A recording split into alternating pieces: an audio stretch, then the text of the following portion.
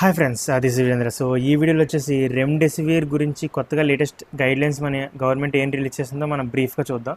So ఈ కొత్త guidelines వచ్చేసి 2 ట్రయల్స్ని బేస్ చేసుకుని రిలీజ్ చేసింది. సో దాంట్లో వచ్చేసి adapt to COVID-19 treatment trial, ఇంకొకటి వచ్చేసి సాలిడేటరీ ట్రయల్. సో దీంట్లో ఫస్ట్లో adapt to COVID-19 treatment trial వచ్చేసి రెమ్డెసివిర్ అన్నది ఏవైతే మోడరేట్ నుంచి సివియర్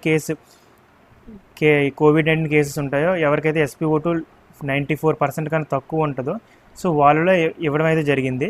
సో పేషెంట్లు వచ్చేసి 7 నుంచి 10 రోజుల వరకు ఐసీయూలో ఉంటారో సో ఆ పేషెంట్స్కి అయితే ఇచ్చారు. సో ఈ ట్రయల్లో వచ్చేసి రెమ్డెసివిర్ అన్నది రికవరీ రేట్ని మానిటర్ చేసుకుంటే ఈ రెమ్డెసివిర్ ఇచ్చిన వారు 10 డేస్లో రికవర్ అయ్యారు అండ్ ప్లాసిబో ఇచ్చిన వాళ్ళు 15 డేస్లో రికవర్ అయ్యారు. అండ్ ఈ రెమ్డెసివిర్ ఇంకొక అడ్వాంటేజ్ ఏంటంటే హాస్పిటల్ డిశ్చార్జ్ టైంని కూడా మనకి రెడ్యూస్ చేసింది. సో రెమ్డెసివిర్ ఇచ్చిన వాళ్ళు వచ్చేసి 12 డేస్లో డిశ్చార్జ్ అయితే ఈ ప్లాసిబో ట్రీట్మెంట్ ఇచ్చిన వాళ్ళు వచ్చేసి 17 డేస్లో రికవర్ అయ్యారు. సో ఇది వచ్చేసి first trial. Next second trial వచ్చేసి సాలిడేటరీ ట్రయల్. సో ఈ సాలిడేటరీ ట్రయల్ అనేది WHO 30 కంట్రీస్లో జరిపింది. సో మార్చి 2020 నుంచి జరపడం అయితే జరిగింది. సో ఇది వచ్చేసి 405 హాస్పిటల్స్లో 11,333 మంది మీద ఈ ర్యాండమైజేషన్ ట్రయల్ అయితే జరిగింది. సో దీంట్లో వచ్చేసి 2,750 మందికి ఈ రెమ్డెసివిర్ ఇవ్వడం అయితే జరిగింది.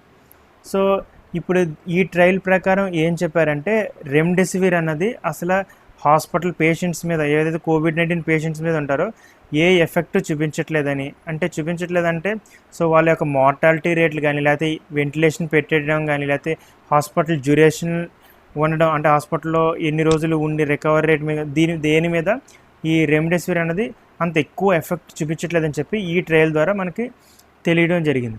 సో ఈ 2 ట్రయల్స్ని బేస్ చేసుకుని మనకి గవర్నమెంట్ ఇప్పుడు కొత్త గైడ్లైన్స్ ఏమి ఇచ్చింది. సో దాంట్లో 3 వచ్చేసి ఫస్ట్ వన్ వచ్చేసి రెమ్డెసివిర్ అన్నది ఓన్లీ సెలెక్టెడ్ మోడరేట్లు and severe hospitalized patients COVID-19 పేషెంట్లు మట్టుకే ఇవ్వాలని, అండ్ ఎవరైతే మనకు ఆక్సిజన్ సప్లిమెంట్ల మీద ఉంటారో సో వాళ్ళకి మాత్రమే ఇది రెమ్డెసివిర్ అనేది ఎమర్జెన్సీ యూజ్ ఆథరైజేషన్ బేస్ చేసుకుని ఇవ్వాలి. అండ్ రెండోది వచ్చేసి మైల్డ్ కోవిడ్ పేషెంట్స్ కానీ, హోమ్ కేర్లో ఉన్నారు కానీ, కోవిడ్ కేర్ సెంటర్స్లో ఉన్న పేషెంట్స్కి అయితే రెమ్డెసివిర్ అనేది ఇవ్వకూడదు. అండ్ థర్డ్ వన్ వచ్చేసి ఎవరైతే డాక్టర్స్ కానీ ఫిజిషియన్స్ కానీ ప్రిస్క్రైబ్ చేస్తున్నారో వాళ్ళు ఎక్స్ట్రీమ్ కాషన్ అయితే తీసుకోవాలి. ఎందుకంటే రెమ్డెసివిర్ అనేది చాలా మిస్యూజ్ అవుతుందని చెప్పి వీళ్ళు చెప్పారు.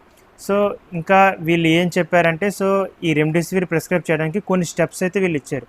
సో ఆ స్టెప్స్ ఏంటంటే సో రెమ్డెసివిర్ అన్నది ఎవరైతే సీనియర్ ఫ్యాకల్టీ మెంబర్స్ ఉంటారో, ఎవరైతే స్పెషలిస్ట్స్ ఉంటారో సో వాళ్ళు డైరెక్ట్గా పేషెంట్ కేర్లో ఇన్వాల్వ్ అయ్యి రెమ్డెసివిర్ అనేది ఇవ్వాలి.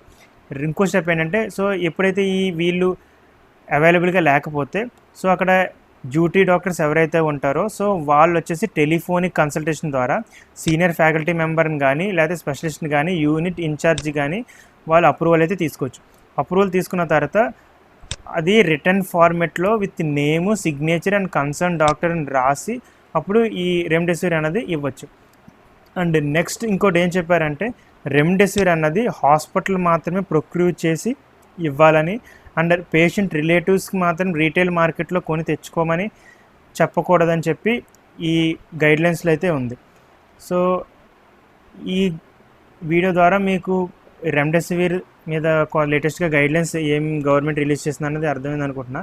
Thank you for watching. Thank you.